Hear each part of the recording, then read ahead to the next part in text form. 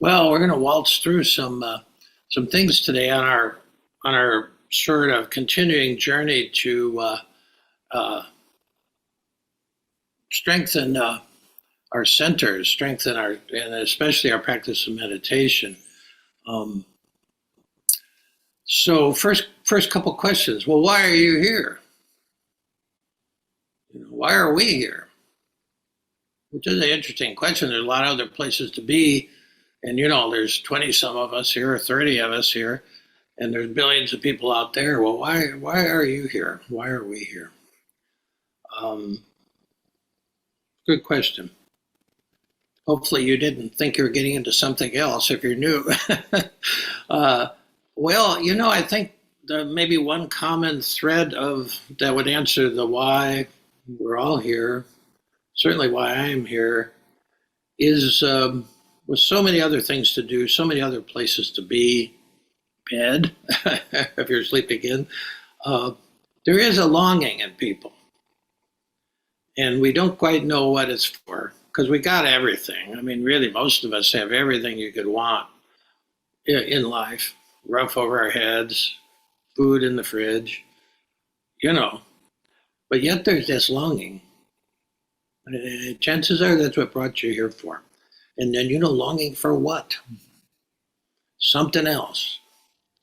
Uh, and you're here.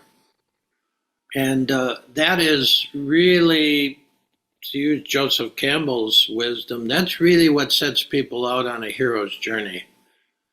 You leave the comfort of home, something pulls you out there, you don't know what it is, but you leave. You could be doing some things much more comfortable or perhaps even much more interesting than what we're doing, depending on your point of view, but you showed up here. And the hero's journey, you leave the comforts of home and you go on a journey. You go into, all of a sudden, whether it's your choice or not, you enter a dark wood, a place you don't know so well, uh, and uh, and it's dark, and you eventually encounter uh, some kind of demon. Maybe it's a dragon, the old European version of things. You meet the dragon, and there's conflict, which is maybe why most people don't start on the journey itself. And but then there's the rewards of the journey, the gold that the dragon's sitting on, which then the journey, you bring that gold back to where you started. It's the same with in the Zen, which is the Eastern form, the 10 ox herding pictures. You leave town, go on this wilderness journey following the ox, you have certain experiences, and then the guy who left comes back into town. And he usually has a wine flask uh, over one shoulder, and then he's holding the kids by the hands, and he's walking back into the community. And so the hero's journey always comes back home, but you come back with the gold, you come back with the goods. And in the ox herding pictures, they have this nice verse when the pilgrim's coming back holding hands with these two kids laughing, and then it said, everywhere he looks, dead trees bloom. That's the gold. He's coming back and bringing transformation to the dead. Yeah, so that's a little bit about why we might be here. We're longing for something. We're longing for some kind of transformation that life hasn't given us in this culture anyway.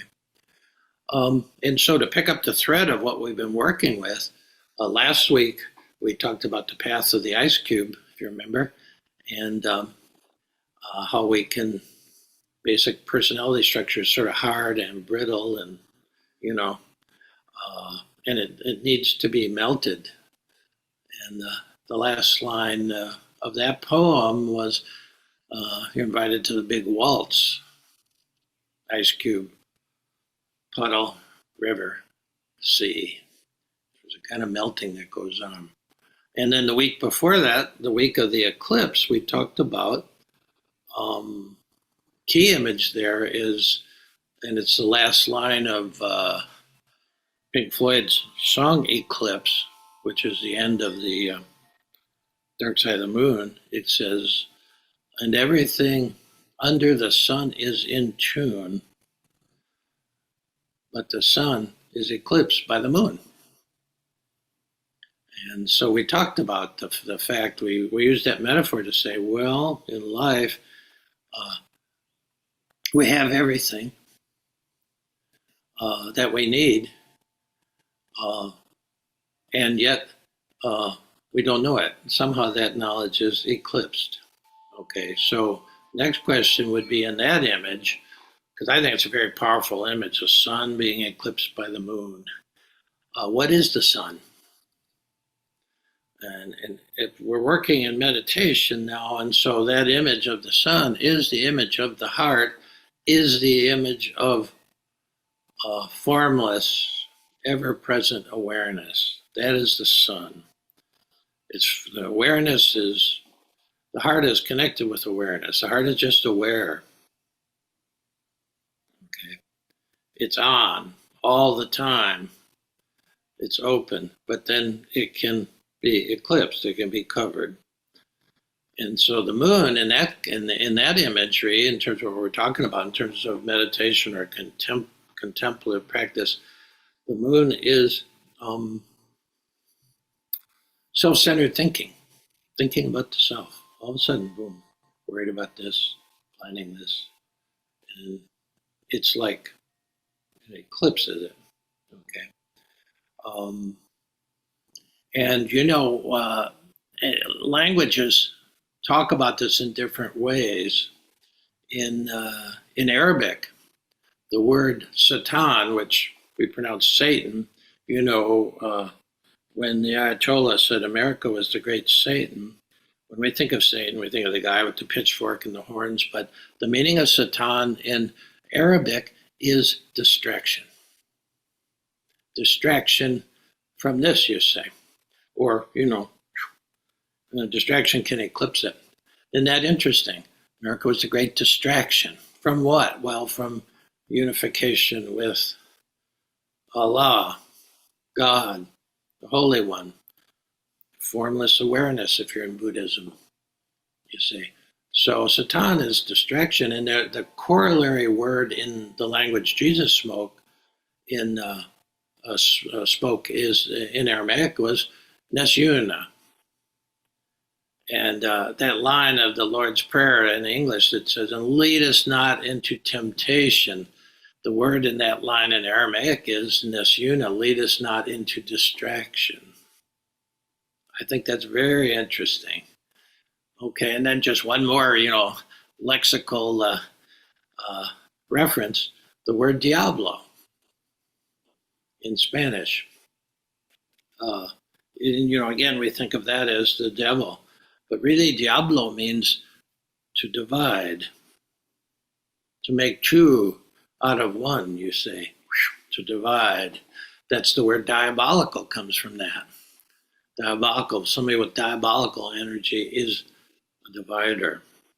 So all these are the same images, is that we have the ability to eclipse, cover over, or to distract our attention from what we're looking for. Yeah. So with that, then we can sort of talk about a kind of how you can waltz with all this. The waltz is a kind of 4/4 time, just like the mandala. It fits with the mandala. And you can imagine a kind of mandala of waltzing with God, waltzing with awareness, this thing that's always there. One of my favorite poems, some of you know it by heart, by Bill Stafford, The Way It Is, it's called. It starts out, there's a thread you follow. It goes among things that change, but it doesn't change. What is that? And from a Buddhist standpoint, which we're starting sort of with Buddhism during this time to get vocabulary of meditation, to get teachings, there's a thread you follow. It goes among things that change, but it doesn't change. Well, what doesn't change in this world? From a Buddhist standpoint, everything is changing. That's Buddhism 101. But then there's this reality that is not a thing, and that would be awareness, ever present, formless, eternal, doesn't start, it doesn't stop. And that would be the thread from a Buddhist point of view. So how can you waltz with awareness? Well, there's four moves as you'd expect with a waltz. When we'll go to this in a few minutes, where I'll hit the bell, and we'll be able just to rest in ever-present awareness. So you're just experiencing life, just as it is. You're sitting here, maybe eyes closed, maybe eyes open. Doesn't people have different approaches to that, but you're just sitting here.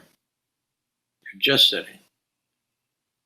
You're experiencing texture of the seat you're sitting on, the feel of your feet on the floor. You're experiencing, and then boom, you're gone. You're in a world of thought. We're thinking. There's experiencing, and then there's thinking. 360 degrees it can go. And that's sort of fundamentally true. When you're meditating, you're experiencing, you're just being here, and now you're doing something. Because thought is always doing something, you see. Pay attention to it. And we're going to add a little, and I think those of you have meditated even a few times, let alone 50 years or 20 years, there's that feeling of you're just being here, and then you're gone, and you're thinking about something. Okay. Now, the only reason we ever catch ourselves, and sometimes I've sat for a 20-minute period, never caught myself once. The only time I was aware is when the person rang the bell at the end. Oh yeah, I'm supposed to be meditating here. I was thinking about a lot of stuff, so you can keep going. The only thing that catches it is this phenomenon that the Buddha talked about of turning your awareness in, and that became known as the witness. Witness is always there too, but when the awareness is going into the outside world, which we're sort of trained to do, because we can be hurt from something out there, food is out there, for little kids. So we really scan our awareness is on the outside environment. There she is. There's mom. All right, and chow time.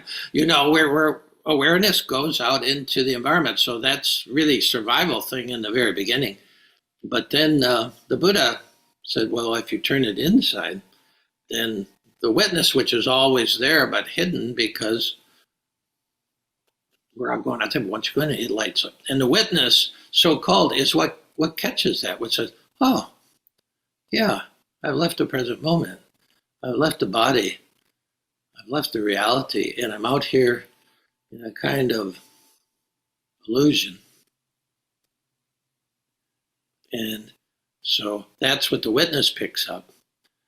So that's the second thing. You're here, and then you're gone, and the witness picks it up. And this, now I'm going to add something that early Buddhism, through today, they do. Once there's a little thing you can do on the way back, and it's like sometimes just like a millisecond. You notice it. I'm gone. As you're coming back, note the thought that took you away. What lured you away? That's called. I call it naming the demon. From a long tradition in a lot of religions, Jesus was a classic guy about it. He called out the demon by name, and then the demon was really pissed off. He said, "Hey, don't use my name. How do you know my name?" There's something about naming it that is especially helpful, and then you're returning. So it's you're experiencing, you witness, you name, you return, you experience for a while, nanosecond, and then all of a sudden you're gone again, but you witness that sooner or later. And then you, on the way back, you name it. Naming the demon has power, and the demon doesn't like it, and you start to understand What's pulling you out? Just being here. Okay, this is the ultimate unitasking experience, meditation. There's one thing: sit in your body here and now and experience everything that's going on. You have five senses. They're all blotted out when you're thinking about something. I know that from 40 years of walking this road. I'll be walking along and then I go out on a thought jag about something, usually planning, and then I could walk a whole kilometer and hit the head of the road before I haven't heard a bird, haven't seen a flower, uh, haven't felt the road under my feet. I appear to be walking, but really I'm just thinking on foot. You see, we all do that. We all do that. And so, really, key thing to add this time is, just relax with it. Everybody does it. I mean, I'm sure the Dalai Lama does it. The Buddha did it. Why did he sit for 40 years? Well, because, nobody's at home all the time. The Buddha is the ideal. He's the goal. But was the actual physical Buddha always here and now in awareness? Probably not. I've never met anybody like that. I'm certainly not like that. I try not to be like that when I'm talking to another person, but it happens. You know it. See, so we're trying to get um, more experience of life. I mean, again, like I said last time, you can spend your life reading the menu outside this great Italian restaurant, or you can walk in and eat the meal.